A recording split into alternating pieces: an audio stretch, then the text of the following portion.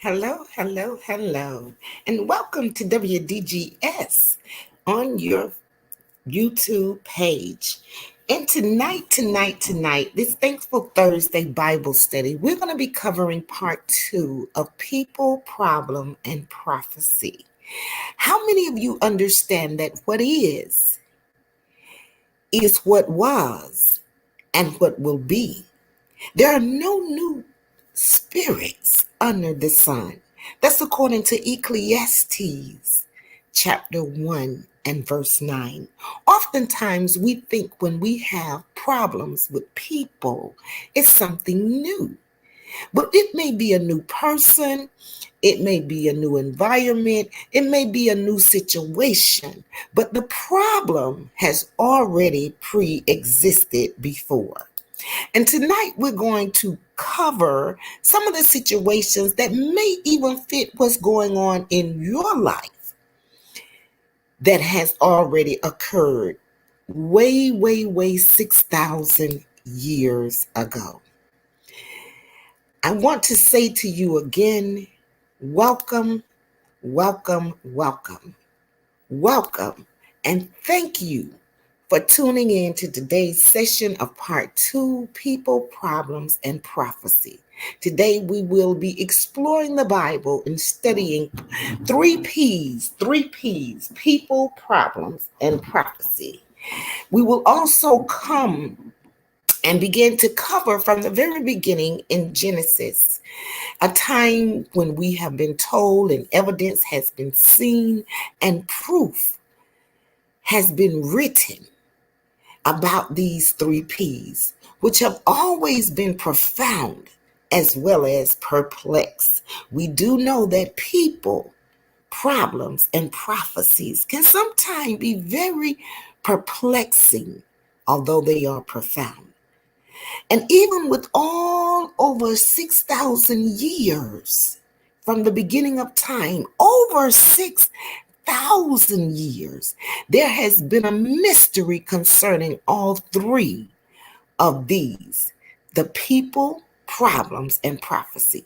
However, we shall not all sleep through these mysteries concerning all three without being awakened.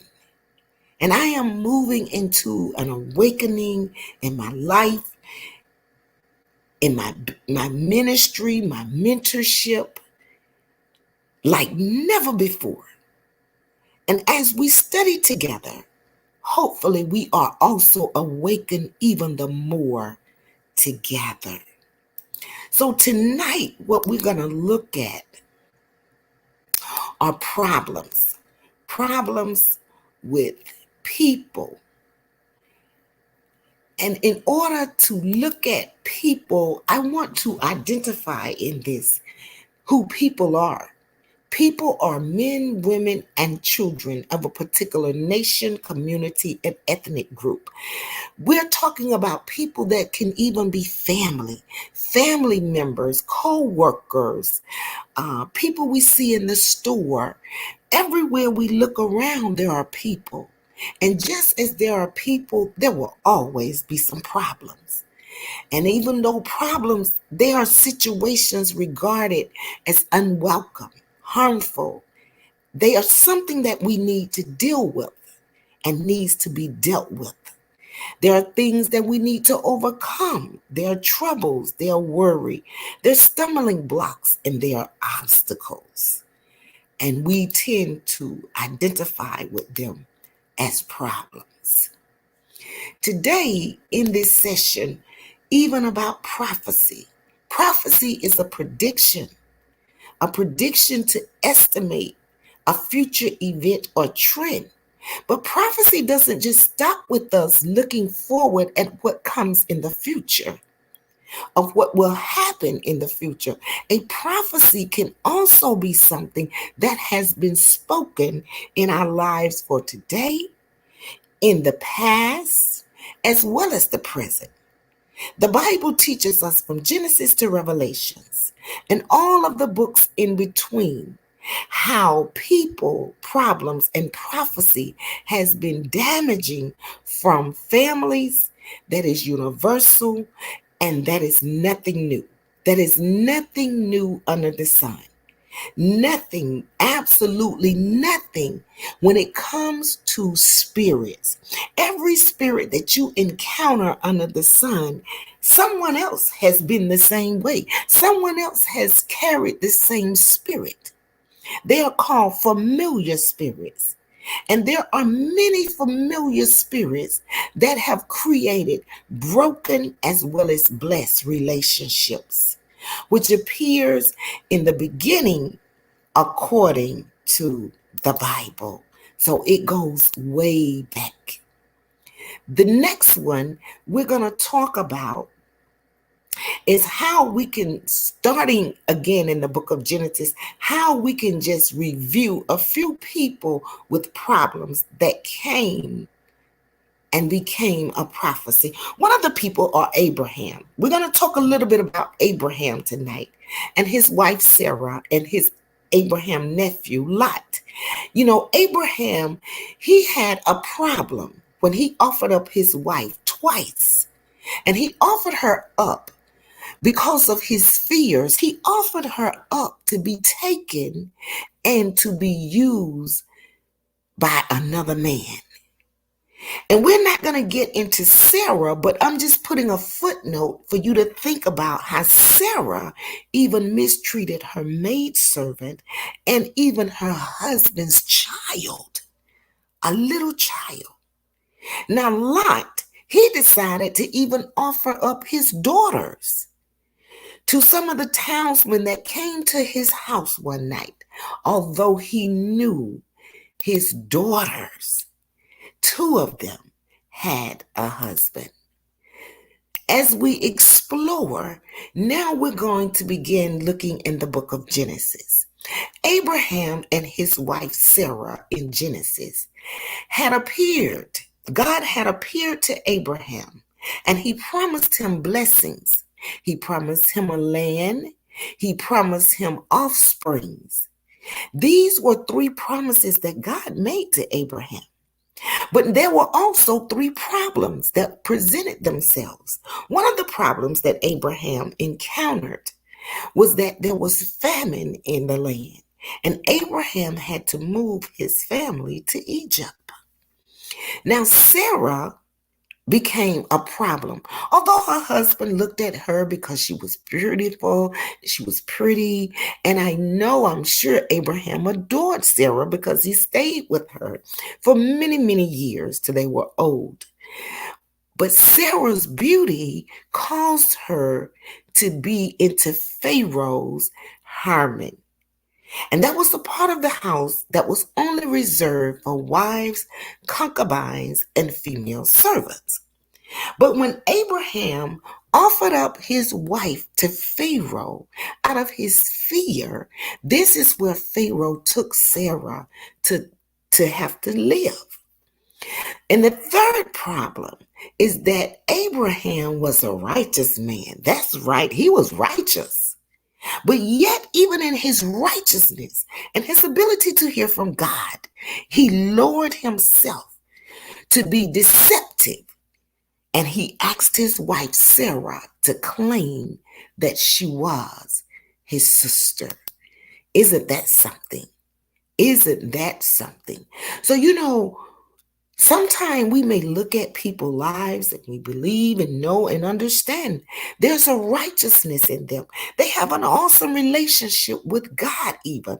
But even in that righteousness, and that's a but there, situations and problems and circumstances can create some people to become deceptive.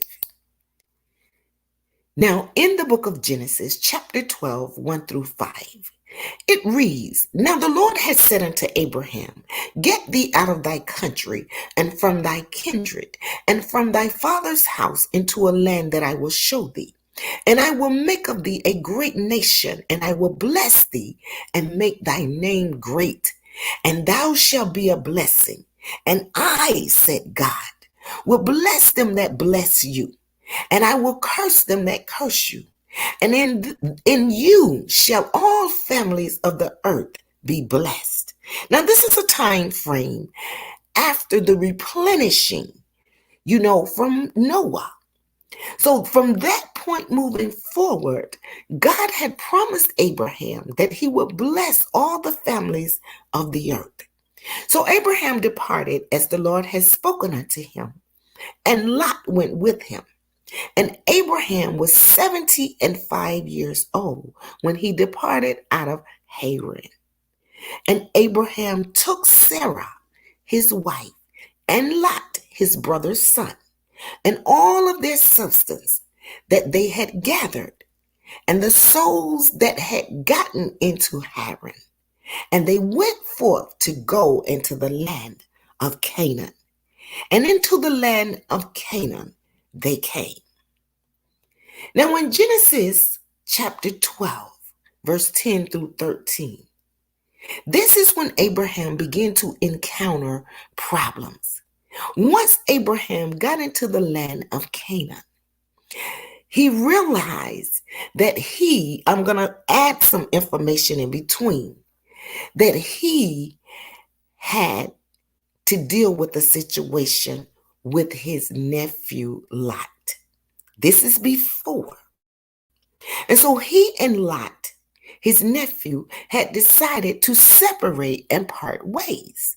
Now they decided to separate and part ways. The Bible does not specifically indicate why, but it does says that there was some confusion between Abraham herdsman and his nephew Lot herdsman. So Abraham, he told Lot, we're not going to fall out, even though we're family. I'm your uncle and you're my nephew.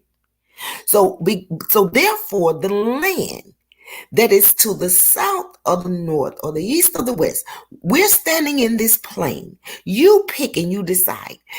Abraham tells Lot, whatever direction you decide to cast your tent in and take all of your worldly possessions, I will be okay with that. I will let you decide. And whatever land you don't decide, that's the direction I will go. Now, once Abraham got into his own area, there was a famine in the land. Therefore, Abraham went down into Egypt to sojourn there, for the famine was so grievous in the land. But Egypt was still flourishing. And it came to pass, when he come near into Egypt, that he said unto his wife Sarah, behold, now I know that thou art a fair woman to look upon. Therefore it shall come to pass, when the Egyptians shall see thee, they shall say, this is his wife, and they will kill me. But they will save me if you say to them that you're my sister, that it may be well with me for thy sake, and my soul shall live because of thee. Now, we may find that strange for Abraham to ask his wife to tell this lie, being that Abraham was a righteous man. But what ended up happening, Pharaoh, the men took Sarah to Pharaoh, and Pharaoh asked Abraham to clarify, is this your sister? And Abraham agreed and said yes.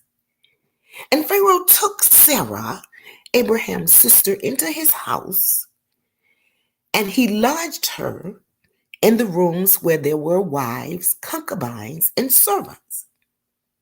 Now, what ended up happening, when Pharaoh went to sleep that night, God came to Pharaoh and let Pharaoh know that Sarah's husband was Abraham, and that like a curse would fall upon Pharaoh if he did not remove Sarah and give her back to her husband.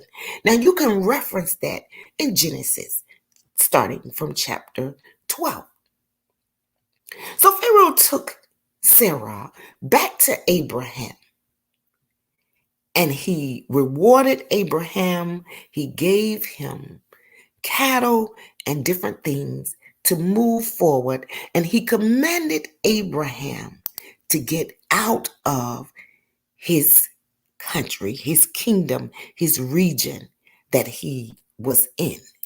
So Abraham left and he went on his way. Now, the second time, because I'm only referencing to the two times where Abraham gave his own wife up. The second time Abraham did this, well, the narrative of the story of Abraham was immigrating into the southern region of Gerar, whose king was named Abimelech. Abimelech. Abraham went to Abimelech and he told Abimelech that his wife was his sister. So he misled Abimelech to try to take Sarah as his wife. However, God intervened again before Abimelech even touched Sarah. And Abimelech complains to Abraham, who states that Sarah is his half-sister. So Abraham changed his story where he said just his sister initially. He changed the story to his half-sister. And Abraham ended up receiving from Abimelech gifts of livestock, servants by way of apology, and he also allowed Abraham to reside anywhere in Gerar. Abimelech also gives 100 pieces of silver to Abraham to reprove Sarah by a covering of the eyes. Now, covering of the eyes back during that day was considered a veil, or it was a cliche that was used to cover any wrongdoing. Abraham then turns and he prays for Abimelech, and the king and his wife and concubines are able to conceive children after Abraham prayed for them. They previously could not have. Now I want to put a point right here real quick before we go into Lot. Some key points that I want to make point of. Although Abraham was righteous, he found himself lying and being deceptive. Now I do have a question, because Abraham accumulated from both Pharaoh as well as Abimelech. And Abraham was steady building wealth because of this lie. And oftentimes, that's puzzling, because we have taught people that telling lies does not bring blessings. But as we continue on in our stories of reading about people, problems, and prophecy, we're going to understand, even though Abraham was righteous and he heard from God, but the lies and deception, as we move forward in the parts of our study, what Abraham ended up encountering in his older years than from where he already is an older man compared to us, but as he grew much older. Now let's move on to Lot and see what the problem was with Lot. We're talking about people, problem, and prophecy. Remember, Lot was Abraham's nephew. So we're centering on how families from the Bible, even though they are people, they were families. And they had problems, but they also had promises of prophecy. Now, Lot, as the story is told, we know that Lot went his own direction. And where Lot cast his tent, I'm going to give you a little backdrop, was near Sodom and Gomorrah. He eventually ended up in the city of Sodom. Now, Gomorrah and Sodom and 3 other cities They were all nestled close together. But Lot decided to offer up his daughters to all of the townsmen to have their way with them. When Lot did this, it's because Abraham, his uncle, had been visited by two angels. And the two angels that visit Abraham warned Abraham that the city where his nephew Sodom would be destroyed. And Abraham asked the angels if there was enough righteous people in that city, would God spare his nephew Lot? So here we meet another problem. Lot, according to the Bible, had 4 daughters. And in those 4 daughters, 2 of them are mentioned in Genesis chapter 19. While Lot and his family are in Sodom, those 2 angels that met with his uncle Abraham came to that city. And once those 2 angels arrived in Sodom, Lot shows them hospitality. However, these 2 angels, when they got to that city, because like most cities, especially small towns, the word got out. And the city gathered around Lot's house. And they demanded that Lot give them those 2 angels. We don't know if they were men or boys, but Lot, because the Bible doesn't say, but Lot refused to relinquish those 2 angels. Instead, Lot's response was he offered his 2 daughters instead. Now, he had 2 daughters, was considered as virgins, and he had 2 daughters that were married and had husbands. And the mob of people refused Lot's offer. And when they refused Lot's offer, they tried to apprehend the angels, and the angels struck them with a blindness. And they warned Lot to leave the city before it was destroyed. Now you can continue on in reading from Genesis chapter 19. And Lot and his wife and 2 of his daughters were on their way escaping Sodom. I imagine that the other 2 daughters, I don't recall if the Bible indicates, they remained behind with their husbands.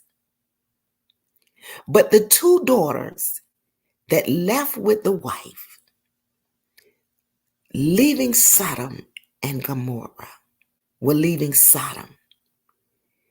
They are suggested that the 2 virgin daughters left with him. Now, where the problem came in was Lot's wife turned around and looked back, because the angel gave them instructions and said, whatever you do on your way out, don't look back. And oftentimes, we as people encounter problems when we try looking back at things that God has taken us away from. And as God was moving them out of a place, his wife looked back.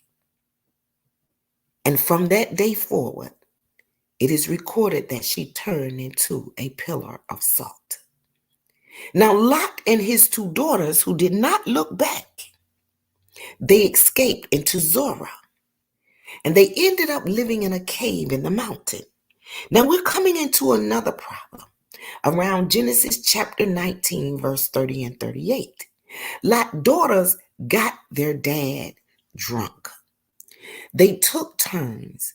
They got him drunk 2 nights in a row consecutively. And each night, one daughter laid with the dad, and the next night, the other daughter laid with the dad.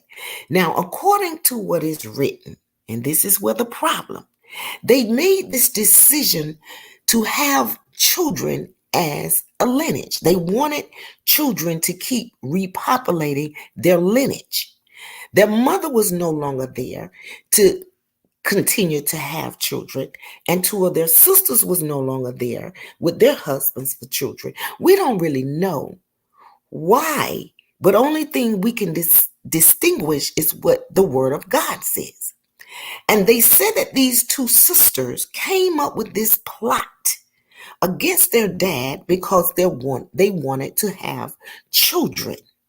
And because they were virgins and they were in this cave with no other man but their daddy, that was the only way they could see themselves having children to repopulate.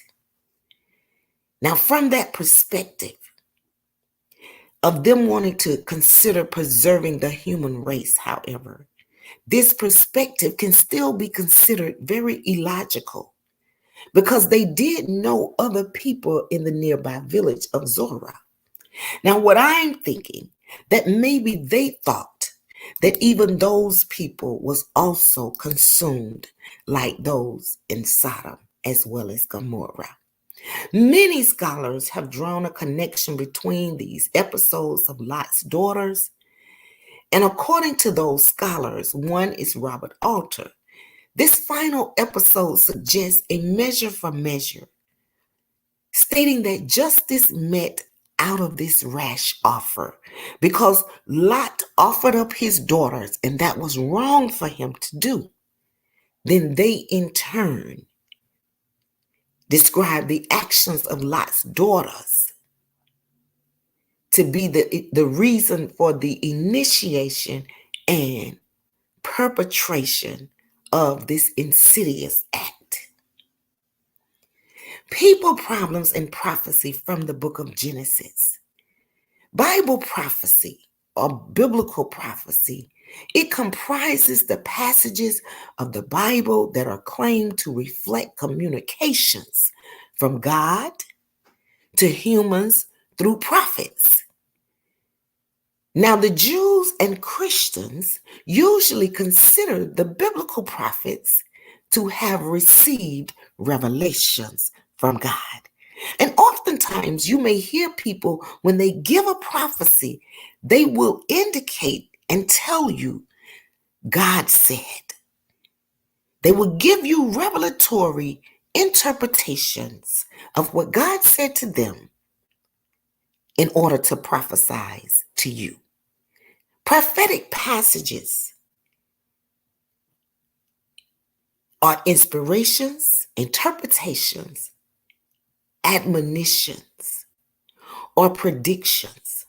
Prophecies appear widely. They are distributed throughout Bible narratives, and they indicate some future. Prophecies in the Bible are conditional. And with the conditions, it either implicitly assumed or explicitly is stated. But prophecy, when they're given to you, when someone gives you a prophecy, there is generally a condition that must be met in order for this prophecy fulfillment. For example, if God give you a dream or a vision that is prophetic that will come to pass, there are generally instructions that are given. There's an inspiration or there's an interpretation of this prediction. And we have to be very careful that whatever the prediction or interpretation is, or the inspiration, to not lose focus.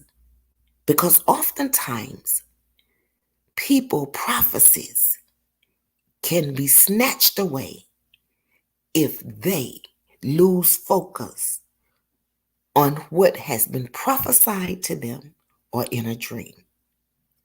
People problems and prophecy. The prophetic covenant between Abraham and God consists of three separate parts. When God made a prophetic promise to Abraham, He promised him land, which Abraham did receive. He promised him descendants, which Abraham did receive. And he promised him blessings and redemption, which Abraham did receive.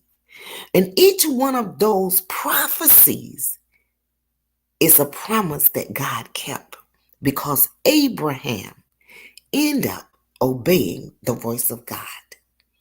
In general, believers in biblical prophecy engages in and of scriptures.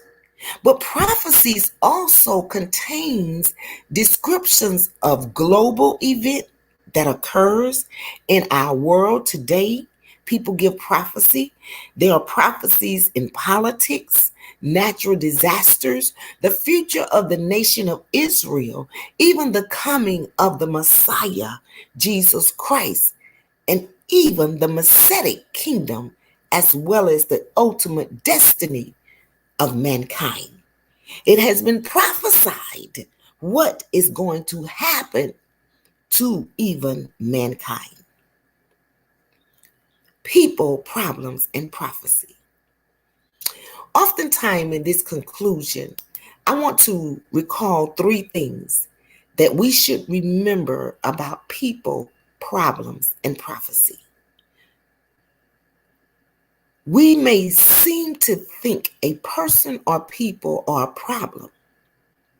My suggestion is to peacefully detach from those disorderly distractions, which are problems. And 3 of the things that I encourage in my mentorship as well as ministry, which is very critical when dealing with people, is identity, examine, and acknowledge.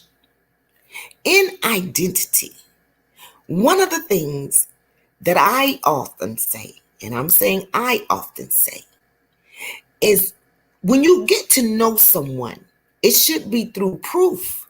And I say, if everyone else is saying the same thing about someone, at least make time to investigate for yourself before you involve yourself too deep, or before you allow your righteous spirit of discernment to guide you in the wrong direction.